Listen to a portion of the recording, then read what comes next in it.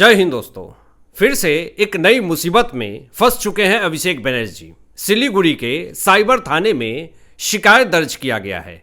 किस मामले में शिकायत दर्ज करी गई है ये मैं आपको आगे बताऊंगा, और कैसे अभिषेक बनर्जी गिरफ्तारी के बाद जेल के सलाखों तक पहुंचने के कगार तक हैं। पूरी खबर आपको विस्तार से बताते हैं। आज सुबह सुबह एक बड़ी खबर सामने आती है कि सेंट्रल फोर्स और कोलकाता पुलिस ने अभिषेक बनर्जी के पूरे घर को घेर लिया है। टीएमसी के अंदर भगदड़ मच गई, अफरा तफरी हो गई। सुबह सुबह जब ये खबर आई तो लोग सोचने लगे कि अब तो अभिषेक बनर्जी नप गए, गिरफ्तार हो गए, होने वाले हैं, क्योंकि सुबह सुबह इतनी बड़ी मात्रा में सेंट्रल फोर्स और उसके बाद कोलकाता पुलिस, जो कोलकाता पुलिस टीएमसी के इशारों पे चलती थी, आज वही कोलकाता पुलिस जो है अभिषेक बनर्जी के घर के घेर लेती है। खबर आती है बड़े एक्शन की तैयारी है। लोगों ने यह सोचा कि अब अभिषेक बनर्जी का खेल खत्म हो गया, लेकिन उसके बाद होता क्या है, अभी एक खबर आती है देर रात अभिषेक बनर्जी के घर पे जब सीआईडी पहुंचती है तो लोगों को लगा कि अब अभिषेक बनर्जी का नपना तय हो जाएगा, लेकिन उस वक्त भी मामला कुछ और ही था। उसके बाद बड़ी खबर सामने आती है कि फर्जी सिग्नेचर मामले में सीआईडी दे दनादन कार्रवाई कर रही है। 5.5 घंटे तक पूछताछ भी हुई अभिषेक बनर्जी से।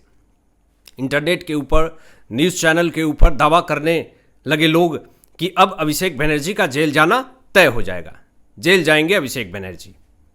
उसके बाद जब पुलिस की रेड पड़ती है, खुद अभिषेक बनर्जी बाहर निकलते हैं और किस तरीके से गुस्से में बाहर निकलते हैं, बौखलाते हुए बाहर निकलते हैं। हड़बड़ाहट और बौखलाहट इस चेहरे पे साफ तौर पे दिख रहा है, ये डर, ये खौफ साफ तौर पे दिख रहा है। आपको बता दें, जो बड़ी खबर ये है कि फर्जी सिग्नेचर मामले में और जमीन कब्जा मामले में कार्रवाई तेज हो चुकी है अभिषेक बनर्जी के खिलाफ। अभिषेक बनर्जी ने पहली बात तो ये नहीं सोचा था कि पश्चिम बंगाल के अंदर टीएमसी की सरकार नहीं बनेगी। दूसरी चीज, अभिषेक बनर्जी ने यह भी नहीं सोचा था कि मेरे ऊपर ऐसे कार्रवाई होगी। लेकिन जो नहीं सोचा अभिषेक बनर्जी ने, वो सब कुछ हो रहा है पश्चिम बंगाल के अंदर, कोलकाता के अंदर। बड़ी खबर दोस्तों ये है कि अभिषेक बनर्जी के घर को जब घेरती है सेंट्रल फोर्स और कोलकाता पुलिस और सीआईडी जब पहुंचती है अभिषेक बनर्जी के घर पे, जब रेड मारने पहुंचती है सीआईडी, उसके बाद अभिषेक बनर्जी पूरी तरीके से हड़बड़ा जाते हैं। कोलकाता पुलिस के एक्शन को देख करके हड़बड़ा जाते हैं और ये बयान उन्होंने दिया है कि ताला तोड़ करके घर में घुसी है पुलिस, ताला तोड़ा गया है। ये बयान अभिषेक बनर्जी के द्वारा दिया गया है। यानी नौबत ये भी आई है प्रशासन को, पुलिस को, कि ताले को तोड़ना पड़ा है। और ये बात मैं नहीं, ये बात खुद अभिषेक बनर्जी ये बात कह रहे हैं कि ताले को तोड़ करके घर में घुसी है पुलिस। आखिर क्यों ऐसी नौबत आई, ये सबसे बड़ा सवाल खड़े हो रहे हैं कि प्रशासन को ताला तोड़ करके घर के अंदर घुसना पड़ा। दूसरी चीज कि अभी कानून का शिकंजा अभिषेक बनर्जी पे कसता ही जा रहा है। एक और बड़ी खबर दोस्तों सामने आती है, मीडिया में जिस तरीके से दावे किए जा रहे हैं, जिस तरीके से बातें कही जा रही है, और यही दावा किया जा रहा है कि अभिषेक बनर्जी का नपना अब तय हो चुका है।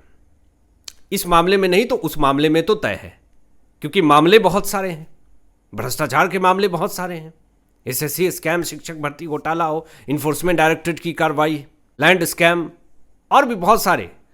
जो रिजू दत्ता, टीएमसी पार्टी से निष्कासित नेता, ने जो बड़ी बात कह दी है, इससे तो अभिषेक बनर्जी की रातों की नींद उड़ गई है।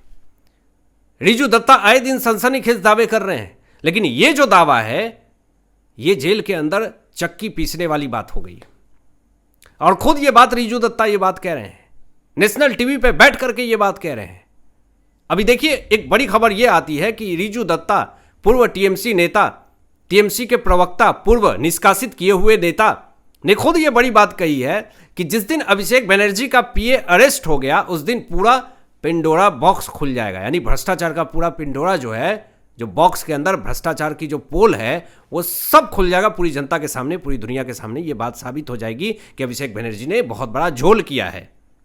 और आगे खुद रिजू दत्ता ने ये स्टेटमेंट दिया है कि अभिषेक पर केस है, गौ तस्करी को लेकर के हो या फिर कोयला तस्करी को लेकर के हो। जब इतने सारे मामले सामने आएंगे तो कैसे कोई भी नेता अभिषेक बनर्जी के समर्थन में बात करेगा। जब इतने सारे केस अभिषेक बनर्जी के ऊपर लादे गए हैं, इतने सारे भ्रष्टाचार अभिषेक बनर्जी के ऊपर लादे गए हैं और सारे खुलासे हो रहे हैं, तो कौन नेता चाहेगा कि उस पार्टी में रहे। जो पाक साफ है, जिसने कुछ भ्रष्टाचार नहीं किया है, वो तो जरूर चाहेगा कि मैं एक अच्छी पार्टी से जुड़ करके देश की सेवा करूं, राज्य की जनता की सेवा करूं। आज रिजू दत्ता जिस तरीके से पोल खोल रहे हैं, एक उंगली उनके ऊपर भी उठ रही है कि क्या पश्चिम बंगाल में टीएमसी की सरकार बन जाती तो क्या यही बात वो बोल पाते। ये फ्रीडम ऑफ स्पीच दिया गया। आज रिजू दत्ता हो या फिर और टीएमसी के बड़े नेता हो या फिर बागी सांसद विधायक हो, आज खुल करके अपनी बातें कह रहे हैं।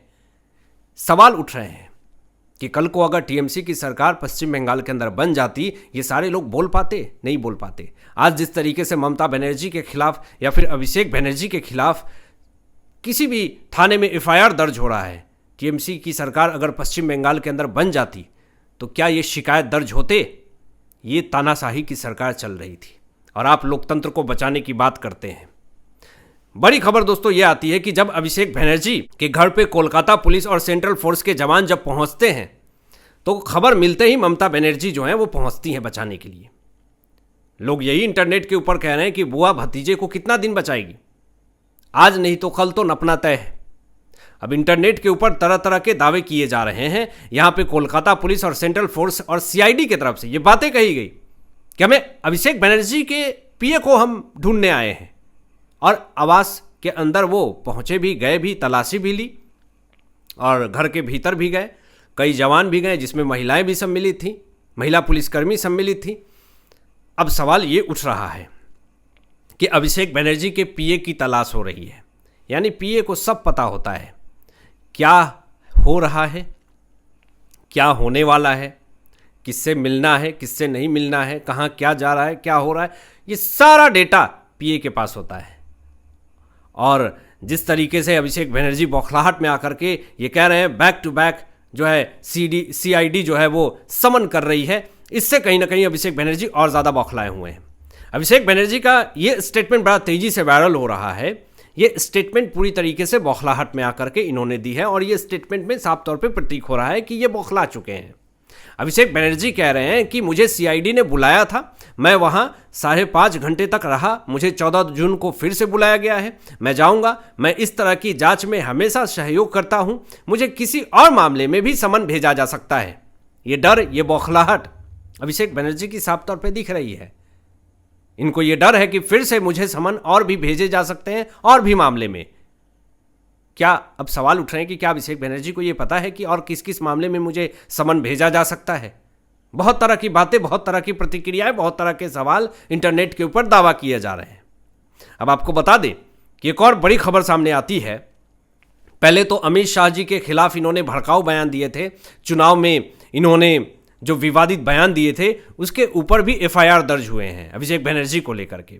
लेकिन फिर से सिलीगुड़ी के साइबर थाने में एफआईआर दर्ज हुआ है अभिषेक बनर्जी के खिलाफ, और इस एफआईआर दर्ज होने से, शिकायत दर्ज होने से अभिषेक बनर्जी की मुसीबत कैसे बढ़ेगी ये मैं आपको आगे बताऊंगा। लेकिन रैली में भड़काऊ भाषण देने का, भड़काऊ बयान देने का आरोप है अभिषेक बनर्जी के खिलाफ। आपको बता दें जो बड़ी खबर ये है कि ये जो शिकायत की गई है, सिलीगुड़ी के एक स्थानीय बिजनेसमैन ने ये शिकायत दर्ज कराई है और इन्होंने ये बहुत बड़ा स्टेटमेंट दिया अभिषेक बनर्जी को लेकर के कि चुनावी माहौल को बिगाड़ने वाली इन्होंने भड़काऊ भाषण दिए थे। आपको बता दें कि सिलीगुड़ी मर्चेंट एसोसिएशन के पूर्व अध्यक्ष और बिजनेसमैन संजय कुमार सिंघल ने सिलीगुड़ी पुलिस कमिश्नरेट के साइबर थाने में लिखित शिकायत दर्ज कराई है और इससे अब अभिषेक बनर्जी की आने वाले समय में और भी मुसीबत जो है वो बढ़ सकती है। आपको बता दें जो बड़ी खबर और ब्रेकिंग खबर सामने ये आ रही है एक और कि टीएमसी के 2 सांसद शताब्दी रॉय और सुदीप बंदोपाध्याय केंद्रीय मंत्री भूपेंद्र यादव के आवास पर पहुंचे हैं। यानी ये 2 सांसद जो हैं वो बागी गुट में शामिल होने वाले हैं, ये भी दावा किया जा रहा है। इतनी तेजी से टीएमसी के जितने भी बागी हो रहे हैं सांसद, कुछ राज्यसभा सांसद इस्तीफा दे रहे हैं, विधायक जो हैं वो एक गुट बनाए हुए हैं, कह रहे हैं कि हम ही असली विधायक हैं। अब इस पर एक बड़ा स्टेटमेंट आ गया है उद्धव ठाकरे की शिवसेना की तरफ से आदित्य ठाकरे का एक स्टेटमेंट आया है कि जो डरपोक लोग हैं वही ममता दीदी को छोड़ रहे हैं। पहले जाकर के आदित्य ठाकरे संजय राउत से पूछें कि संजय राउत ने क्या ऐसा कर दिया कि आपके सारे शिव सैनिक एकनाथ शिंदे के साथ जाकर के बैठ गए। ये उद्धव ठाकरे की शिवसेना में सबसे बड़ा समस्या संजय राउत हैं, मानना पड़ेगा। उसके बाद आम आदमी पार्टी में अरविंद केजरीवाल, संजय सिंह उधर भी हैं, टीएमसी में इधर अभिषेक बनर्जी, आरजेडी में उधर तेजस्वी यादव और कांग्रेस में तो है ही राहुल गांधी। ये सब वही है। तो आप लोग पहले ये जाकर के पूछें कि आखिर आपकी पार्टी में क्या खटपट चल रहा है। ये कहीं ना कहीं सवाल पूछे जा रहे हैं इंटरनेट के ऊपर आपसे कि आप जो दूसरे के ऊपर आरोप लगा रहे हैं कि जो डरपोक हैं वही जो है वो ममता दीदी को छोड़ रहे हैं, तो ये विचारधारा की लड़ाई है।